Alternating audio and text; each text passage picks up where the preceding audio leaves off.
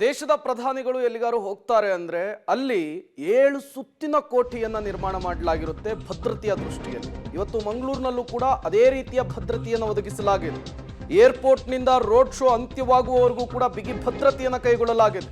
Mangaluru commissioner Anupam Agarwal ಅವರು ಈ ವಿಚಾರಕ್ಕೆ ಸಂಬಂಧಪಟ್ಟಂತೆ ಮಾತನಾಡಿದ್ದಾರೆ. ವಿಮಾನ ನಿಲ್ದಾಣದಿಂದ ಲೇಡಿ ಹಿಲ್ ವರೆಗೂ ಕೂಡ ವಿಶೇಷ ಭದ್ರತೆಯನ್ನು ನಾವು ಕಲ್ಪಿಸಿದ್ದೇವೆ.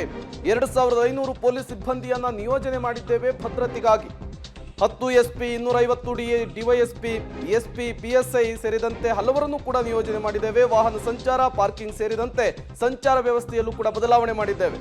3 ದಿನದಿಂದ ಭದ್ರತೆಯ ದೃಷ್ಟಿಕೋನದಲ್ಲಿ ನಿರಂತರವಾಗಿ ಡ್ರೋನ್ ಸರ್ವೆ ಮಾಡಿದ್ದೇವೆ ಅಂತೇಳಿ ಮಂಗಳೂರಿನ ಕಮಿಷನರ್ ಅನುಪಮ್ ಅಗರ್ವಾಲ್ ಅವರು ಪ್ರಧಾನಿ ನರೇಂದ್ರ ಮೋದಿ ಅವರಿಗೆ ಒದಗಿಸಿರುವ ಭದ್ರತೆಯ ವಿಚಾರಕ್ಕೆ ಸಂಬಂಧಪಟ್ಟಂತೆ ಮಾತನಾಡಿದ್ದಾರೆ.